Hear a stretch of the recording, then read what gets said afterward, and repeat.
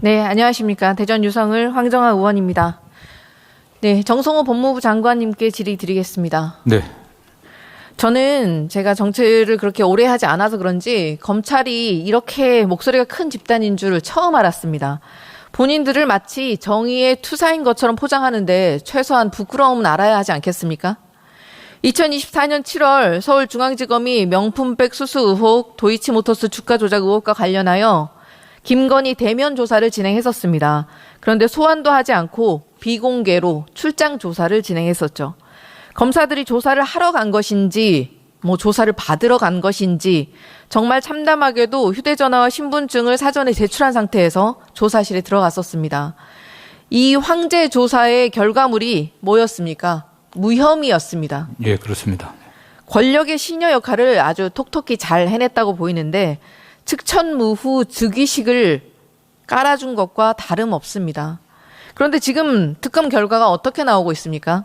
도이치모터스 주가 조작의 공범이었음이 만천하에 드러나고 정교유착으로 그라프 목걸이와 샤넬 가방을 받았고 서희건설 이배용으로 반클리프 목걸이, 금 거북이 등을 수수하고 김기현 국민의힘 전 당대표 배우자는 명품 가방을 주고 최소 8번의 뇌물 수수를 했습니다.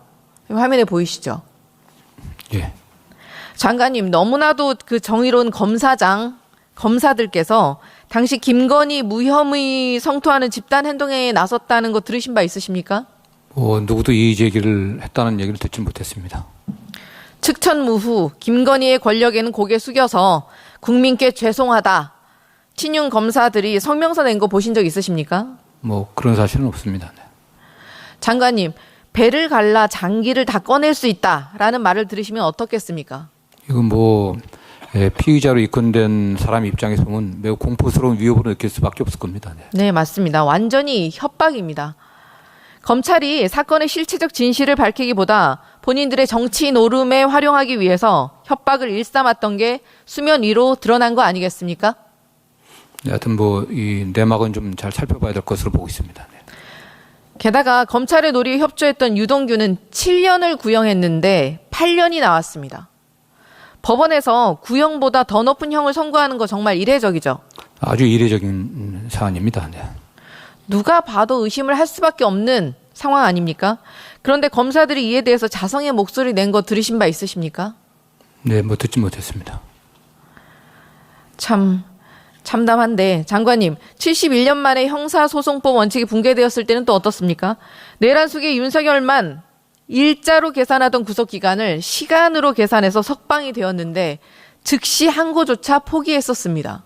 그랬었죠. 네, 이건 있을 수 없는 사건이라고 생각합니다. 네. 장관님, 심우정 전 검찰총장이 2024년 9월 인사청문회에서 윤석열 충성 맹세 질문에 모욕적이다 라고 답변한 거 알고 계십니까? 예, 알고 있습니다. 네. 그런데 정작 실상은 어땠습니까? 검찰총장이 음험한 내란의 도구였던 비화폰까지 들고 있었고 그 통화 시기는 도이치모터스 무혐의 처분 직전, 그리고 상대는 대통령실 민정수석이었습니다. 장관님, 검사장들이 이에 대해서 심우정 검찰총장에게 해명을 공개적으로 요구한 성명서 보신 적 있으십니까? 예, 보거나 들은 적 없습니다. 네. 윤석열 구속 취소, 즉시 항고 포기에 검사들이 집단으로 공개적으로 항명한 거 아시는 바 있으십니까? 일선 검사들은 그걸 항고를 해야 된다는 의견을 표시했다는 얘기 들었지만은 집단적으로 공개적으로 한 바는 없는 것으로 알고 있습니다. 그랬습니다. 그래놓고 지침으로 다시 구속기간을 일로 계산하라고 다시 내려보내기까지 했습니다. 너무 치졸하지 않습니까? 저런 게 바로 윤석열에게 충성하기 위해서 정의를 포기한 것 아닙니까? 좀 안타까운 일입니다. 사실. 장관님, 검사들이 김건희 봐주기 할 때 내란 속에 윤석열 풀어줄 때만 갑자기 눈이 멀고 그때만 갑자기 귀가 먹었던 걸까요? 검찰이 갖고 있는 권한을 선택적으로 행사하는 바람에 검찰에 대한 불신이 생겼다고 보고 있습니다. 네. 네. 권력의 시녀가 되어서 진짜 규정과 법을 완벽하게 어겼을 때는 입국닷하고 있더니 규정에 따라서 이뤄진 항소 자제에 대해서는 검란, 운운하며 뛰쳐나오고 있습니다. 왜 이 검란이 윤석열 정권 시기에는 없었습니까? 수사기관이 막강한 기소 독점권을 휘두르는 정치 노름에 중독되어 있었다는 방증 아닙니까? 네, 어쨌든 일부 검사들이 정치 검사라고 하는 그런 비판을 받으면서 권력의 요구에 따른 걸 수사에 맹종하고 또 그러한 요구에 그냥 따라갔다고 하는 그런 비판이 굉장히 많습니다. 네. 맞습니다. 검찰의 선택적 집단행동 그리고 정치 노름에 국민들이 공감하실 수 있겠습니까? 오히려 윤석열의 공범임을 자백하고 있는 것 같습니다. 이러니 검찰 개혁을 해야 한다는 이야기가 나오고 있는 것입니다. 네, 천대엽 법원 행정처장님 질의드리겠습니다. 예. 지연된 정의는 정의가 아니다라는 게 대법원 다수 의견이라고 지속적으로 말씀 주시고 있습니다. 맞죠? 그렇습니다. 법원 행정처장님, 윤석열 구속 취소 날 언제였습니까? 다시 한번 확인해 보겠습니다. 3월 7일입니다. 예. 상급심의 판단이 필요하다 말씀 주셨던 것도 기억하실 겁니다. 그렇게 하겠습니다. 처음으로 법사위에서 그 말씀 주셨던 날짜 언제인지 아십니까? 그 직후인 것으로 알고 있습니다. 네, 그 직후 3월 12일이었습니다. 그런데 결국 윤석열은 풀려났고 7월 11일 재구속될 때까지 자그마치 4개월이 걸렸습니다. 윤석열이 아니면 어떻게 이런 특혜를 받을 수 있었겠습니까? 이게 바로 지연된 정의 아닙니까? 저희들도 정의가 지체되면은 제대로 된 실질적인 정의가 아니라는 생각을 가지고 신속한 재판을 위해서 많이 노력하고 있습니다. 한덕수 재판을 담당하는 이진관 판사 얘기해 보겠습니다. 이진관 판사는 재판의 증인으로 채택된 최상목 전 경제부총리와 이상민 전 행안부 장관이 재판에 불출석하자 재판부가 증인들을 반드시 불러내겠다라는 입장 밝혔습니다. 시시비비를 가리기 위해서 당연히 엄중하게 재판을 진행하고 있습니다. 반면에 지기현 판사 어떻습니까? 저녁을 먹어야 해서 재판을 일찍 끝내야 한다. 추가 기회를 잡으려고 하다가 우리 변호사님들 간절한 눈빛에 마음이 약해졌다. 무슨 말입니까 이게? 이게 오히려 윤석열과 원팀이 되었습니다. 변호인 측이 반발하면 어렵게 잡았던 재판마저 취소해버리고 이진관 판사는 11월 중에 종결을 목표로 하고 있다는 대외적인 메시지까지 냈습니다. 처장님. 예. 법적 요건을 단 하나도 지키지 않은 불법 계엄이 터졌습니다. 국민을 처단한다는 말을 담은 포고령까지 발령되었습니다. 상식이 있다면 계엄이 당연스럽게 위법, 위헌이라고 생각하지 않겠습니까? 저희들도 그때 그런 입장을 가졌고 제가 그 뒤에 법사위 국회에 나와서도 그런 입장을 공개적으로 밝힌 바가 있습니다. 네. 12.3 사태가 21세기 들어서 가장 엄중한 사안으로 봐야 되지 않겠습니까? 매우 엄중한 헌법에 대한 위반 사항으로 저희들 알고 있습니다. 그런데 왜 재판이 이 정도까지 시간이 지연될 이유가 뭡니까? 뭐 지금 이 시간에도 어쨌든 그 관련한 사건 재판이 국민들을 위해서라도 헌법과 법률에 따라서 신속하게 지연된 정의가 되지 않도록 결론을 떠나서 재판이 이루어져야 된다는 점에 대해서는 모든 법관들이 공감하고 있으리라 믿습니다. 그 모든 법관에서 지기현 판사가 예외인 모양입니다. 내란 수기에게 시간을 벌어주는 지기현 판사의 행태는 지연된 정의 아닙니까? 원칙만을 다시 한번 말씀드립니다. 지연된 정의는 정의가 아니다라는 말씀을 하시고 싶으시면 법원이 똑바로 항변을 하셔야죠. 그래야 국민이 법원을 믿지 않겠습니까? 처장님, 지기현 판사의 재판 중계 영상 보셨죠? 예, 일부 잠깐 봤습니다. 내란 재판이 무슨 동네 시장에서 흥정하듯이 진행되고 있습니다. 국민 누구나 계엄의 심각성, 이 재판의 엄중함을 절실하게 느끼고 있는데 깃털보다 가벼운 그 지기현 판사의 언행은 적절합니까? 개별 재판의 진행에 대해서 제가 언급하는 것은 적절치 않기 때문에 하고 싶은 말씀은 있지만 말씀드리지는 않겠습니다. 국민의 주권의 역모를 꾀한 자를 보호하는 게 사법입니까? 위원님이 잘 아시는 바와 같이 저희들 국민들을 위해서 사법이 존재하고 국민 주권이 제대로 구현되기 위해서 헌법과 법률에 따라서 재판해야 되는 것으로 모든 법관들이 알고 있으리라고 믿습니다. 이래 가지고 법원이 국민의 신뢰를 받을 수 있겠습니까? 지기현 재판부가 1월에 기일을 추가로 잡겠다고 의중을 보였다는데 윤석열의 구속 기한이 1월 중 끝납니다. 자기 기분에 거슬리면 자기 사람인 한동훈마저 총으로 쏴서 죽여버리겠다는 윤석열이 또다시 길거리를 활보하게 생겼습니다. 이게 바로 대법관들이 자연스럽게 자랑스럽게 생각하는 그 지연되지 않은 정의입니까? 제대로 하셔야 될 것 같습니다. 처장님, 새벽 5시에 휴대전화 몰래 바꿔보신 적 있으십니까? 제 개인적인 일을 물어보시는 것이라면 그런 일은 없습니다. 새벽 5시에 유심칩을 빼서 갈아치워 보신 적 없으시죠? 이게 일반적입니까? 일반적이지 않죠?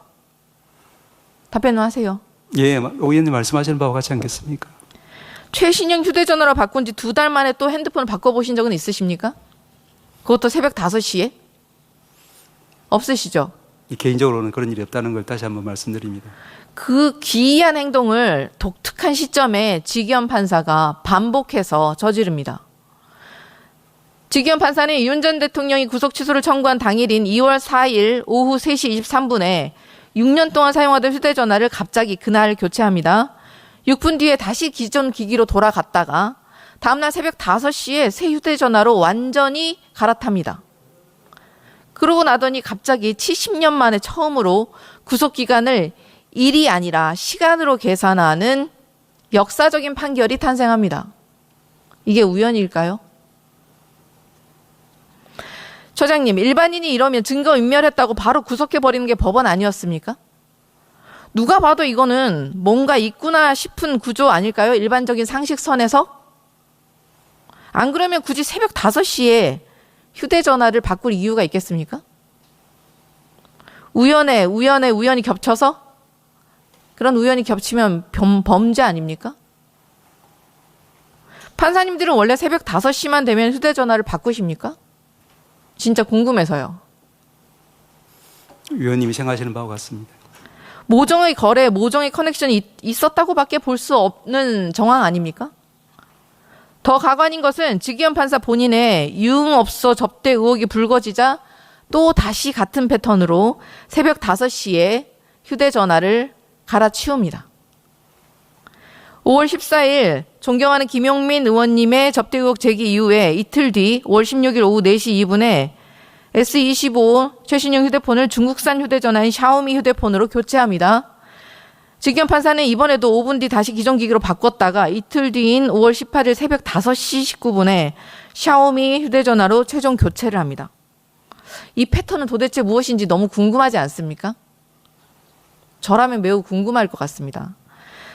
천대엽 처장님, 예, 직위원 판사에게 휴대전화 왜 바꿨는지 확인하셨습니까? 하지 않았습니다. 계속 논란이 되고 있는데 왜 하지 않으셨습니까? 아시다시피 저희 사법 행정 이 개인의 사생활에 대해서 관여하게 되면은 그 자체가 좀 문제가 될 수 있기 때문에 저희들이 그 부분에 대해서 다른 절차를 통하지 않고서 저희들이 직접 개입하는 것은 문제가 있다고 생각합니다. 개인적으로는 궁금하지 않으십니까? 계속 논란이 되고 있는데 당연히 뭐 개인적으로든 공적으로든 확인을 하셔야 되는 거 아닙니까? 직위원 판사가 이 부분에 대해서 뭐라고 답변을 냈던가요?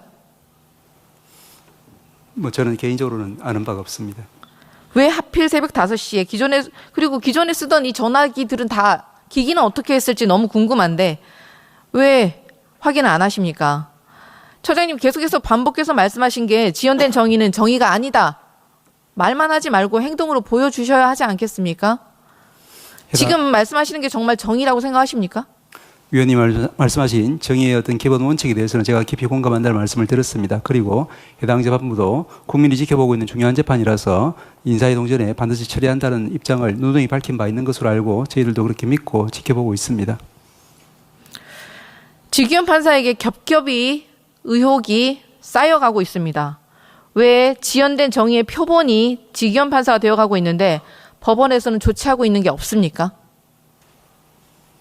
조치를 아무것도 안 하고 계십니까?